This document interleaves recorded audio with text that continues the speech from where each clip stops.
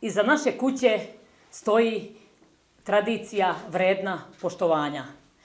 Marljiv rad, kvalitet, profesionalna saradnja s autorima i nacionalna odgovornost, očuvanje jezika, pisma, kulture kao temelja identiteta naroda.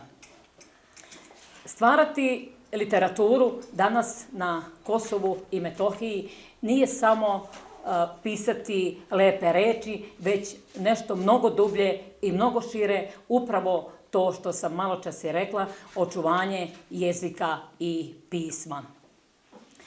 Uprkos novim tehnologijama, knjiga ostaje neprocenjivo bogatstvo i nacionalno blago, a izdavački koncept naše kuće jeste bio i ostaje publikovanje stvaralaca sa prostora Kosova i Metohije.